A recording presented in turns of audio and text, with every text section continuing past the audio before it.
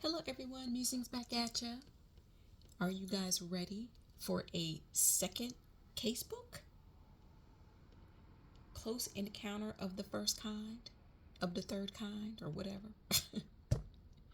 Okay, so this second one is about a UFO sighting. Okay, so I'm gonna read the small excerpt, and again, I'm reading from Alien Encounters: True Life Stories of UFOs and Other Extraterrestrial Phenomenon by Rupert Matthews. So let's go ahead and get started. Okay, so this is Encounter Casebook number 2. Type Close Encounter of the First Kind. So it is the first kind. Okay. Date September 3rd, 1965. Place Exeter, New Hampshire, USA. Witnesses Norman Muscarello, Patrolman Eugene Bertrand, Patrolman David Hunt, and an unknown woman. Give me a swig of water here.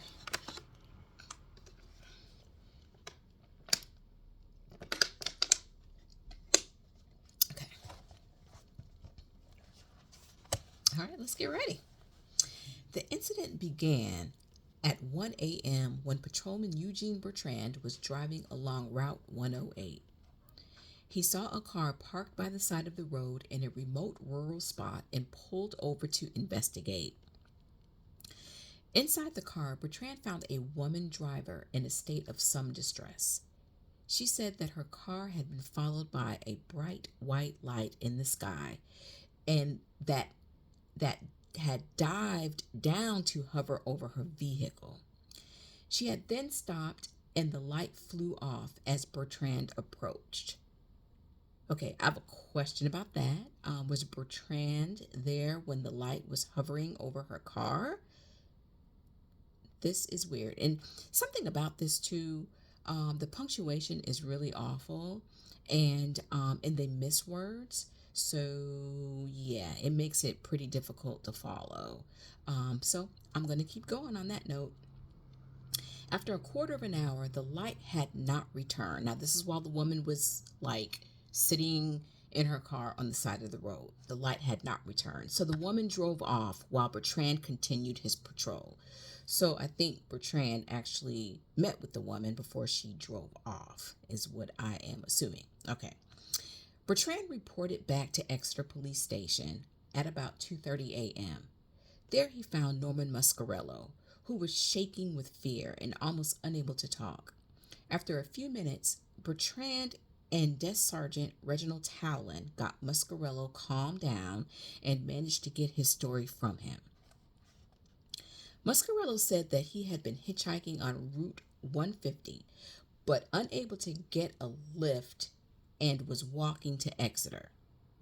He had reached Carl Diningfield Farm when a group of 5 red lights came swooping down from the sky to hover over a house about 100 feet from where Muscarello was standing. The red lights began to pulsate in a pattern that repeated itself. As the startled Muscarello stood watching, the light suddenly darted toward him. Muscarello dived into a ditch. When he peered back over the edge of his hiding place, the lights were diving down behind a line of trees as if landing in a field beyond. Bertrand drove Muscarello back to the site of this encounter. The pair got out of the parked patrol car and looked about. There was nothing to be seen, so Bertrand radioed back that all seemed quiet. Towlin suggested that the field where the lights were seen to land should be investigated. Bertrand switched on his flashlight and began advancing. He was about 50 feet from the car when the cattle at the nearby farm began to call loudly as if in alarm, then mill about in excitement. Suddenly, the red lights rose up from the ground behind the trees. Bertrand drew his pistol and Muscarello began shouting, "Shoot it! Shoot it!" But as the lights came closer, Bertrand thought better of opening fire and instead raced back to the patrol car. The 2 men hid behind the car as the lights approached to within about 100 feet. So bright were the lights that Bertrand began to fear that he might get burnt. He scrabbled inside his car to find the radio and call for backup. Patrolman David Hunt took the radio call at 2:55 a.m. By the time he arrived at Bertrand's parked car, the red lights had retreated. Hunt saw them clearly enough, about half a mile away. A minute or two later, the lights rose higher into the sky and headed off in a southeasterly direction, accelerating rapidly as they went. All three men were considerably shaken by the experience. When word got out, they came in for a fair degree of teasing from colleagues and friends, but both Hunt and Bertrand felt that they should make a formal report. They accordingly wrote out and signed statements that they sent to Project Blue Book. The local press took up the story, prompting the Pentagon to issue a dismissive statement that the men must have mistaken a flight of B-47 military aircraft that were overflying the area. Bertrand and Hunt were indignant at the suggestion. Both men had spent long hours driving the lonely highways at night when aircraft of all types were flying around overhead. They felt that they knew what a B-47 looked and sounded like, as well as other aircraft, and were adamant that they had seen that night was entirely different. Moreover, Bertrand had spent some years in the USAF before joining the police and was even more accustomed to seeing aircraft under all sorts of conditions. In any case, the B-47 flight had passed over at around 1:30 a.m., and the sighting had continued until past 3 a.m. The two men wrote to the Blue Book restating the facts and demanding that the USAF formally absolve either of making the story up or of being incompetent witnesses, a charge that might well damage their careers. After some weeks and the sending of formal second letter, the two policemen got the reply they wanted. The sighting had been reclassified by the Blue Book as unidentified, and the competence of the officers accepted. The Exeter incident is interesting not just for the details of the UFO itself, but also for the reactions of those involved. The cattle at the farm were clearly aware of something unusual, while both the unknown woman motorist and Muscarello were terrified. The two policemen reacted on the night with the commendable courage, especially Bertrand, but did not really know how to respond to a situation outside their experience. The USAF and Pentagon ridiculed the idea of a UFO even before they had had a chance to study the information, which prompted townsfolk of Exeter to ridicule their policemen. Bertrand and Hunt then stuck to their story absolutely until they received a partial vindication. Thereafter, both Exeter and the patrolmen dropped out of the UFO story as nothing further of a UFO variety happened. It is indeed as if something utterly bizarre and inexplicable fell out of the sky over Exeter that night, then vanished. Okay, so my question is, and I am going to use the tarot,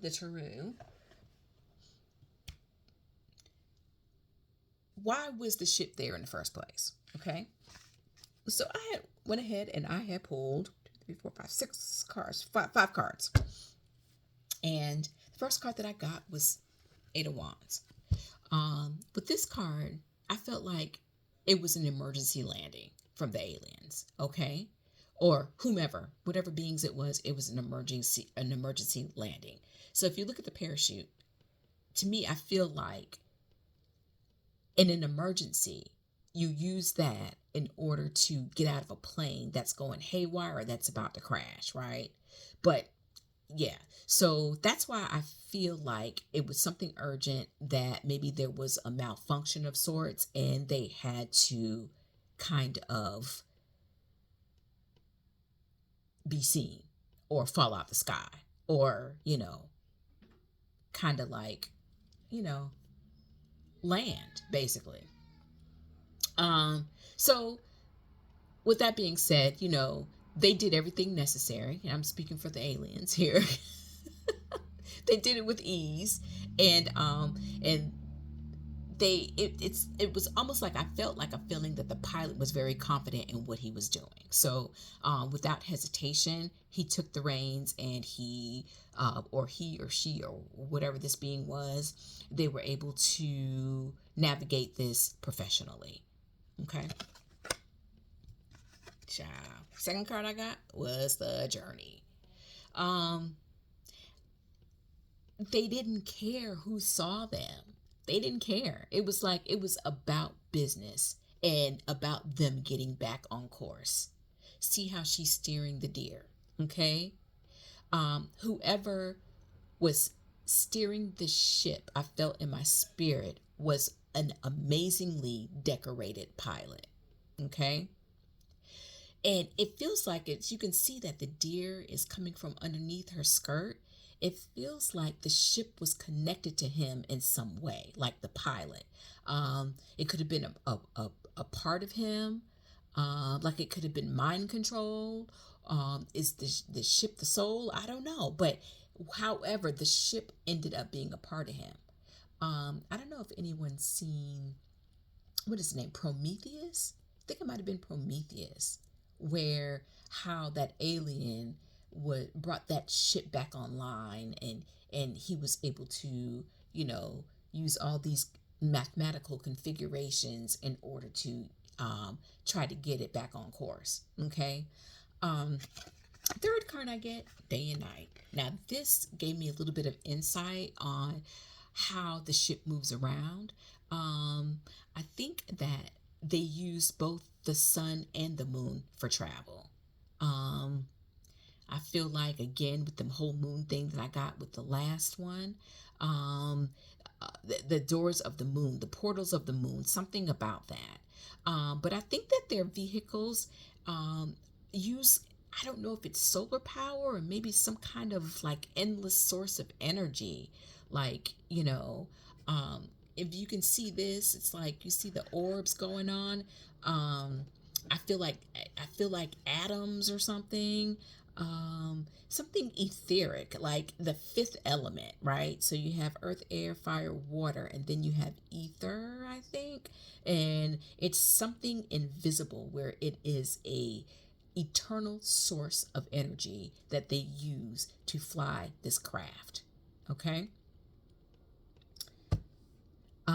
So the next card that I get is the Eight of Pentacles, and with this one, this is about skill. This is about um, how shall I say, knowing what you're doing.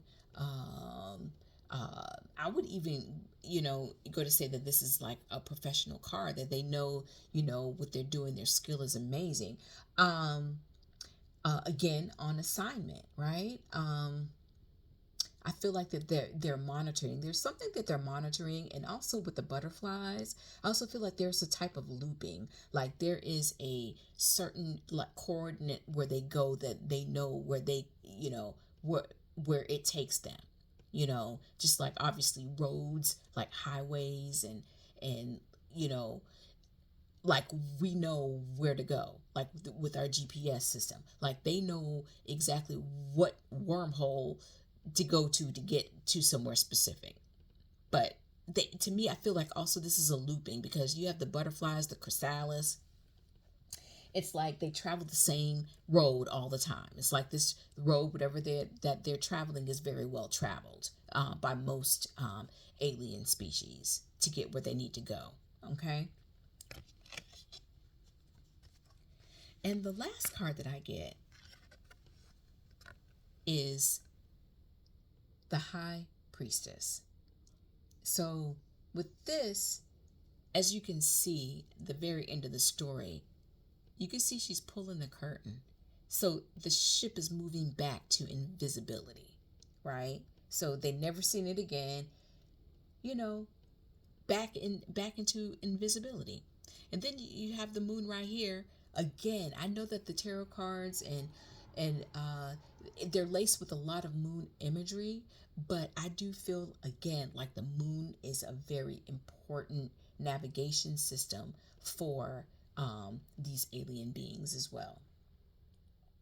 you know so basically this is telling me that they were getting back on their route. I feel like they also use the moon and the stars to navigate, right? Just like we do, but I don't know exactly how they use it. I don't know if they use them. Obviously, they don't use them the same way we use them because we don't have that technology yet. I also get a feeling that they were cool, calm, and collected. They were just like, who cares who sees us? It's about business. Like whatever. Like, you know, whatever. Which is interesting. It's like you have like the last story that I had. You had the aliens worried about this person seeing a UFO, whereas these aliens, this happened in 1965. They're like not caring. All right, they're not caring. So I do feel like also again when you talk about the portals, right? Look at this right here. So this we're talking about the ocean here. There are waterways, there are currents, there are tides that take you to a destination, right? They even have currents that you can ride with your boat that takes you to a predictable destination. Like you get on this current in order to go to the Americas. There was a current that Columbus followed when he came to the Americas. All he had to do was just find it, get on it, and it would just sail him right to America or sail him wherever. So they are cognizant of those type of things, but on a more etheric level, right? So, um, so yeah, I feel like this is one with this particular case. They were on assignment and they were about business. They did not really, really care about who saw them. But yeah, I think this was very interesting. At least you kind of understand with this card reading how they navigate and the energy source that they do use. Now, the energy source comes from an eternal energy source. That's very interesting. I wonder what that is. And because you know how like we gas up, for people with electric cars, they have to plug it in. But is it really an eternal energy source that they're using? Or is it an energy source that is very, very like it can last years? I don't know. I don't know. But it's the energy source is something that is it ain't gas and it ain't electric. I'll just say that. But to talk about being in Exeter, New Hampshire, like I said, there's a lot of sightings in New England, right?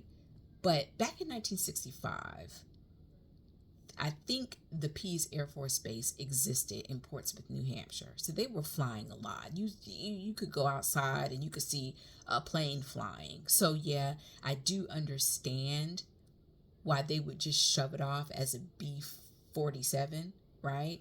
Because we were right next to a military base. So that makes a lot of sense. I can totally see that. But just to kind of give you an example of what's around Exeter, Portsmouth is right there. It's a hop, skip, and a jump away from there. And at that time, I believe Pease Air Force Base existed at that time. So, but I hope you guys enjoyed this. More to come. I think this is so interesting, and hopefully, with the card reads, it sheds a lot of light on, these alien beings coming down. I know that these are old cases, but hell, why not? Why not, discover old stuff and shed new light on old stuff? So, with that note, you guys, musings out. Have a wonderful night.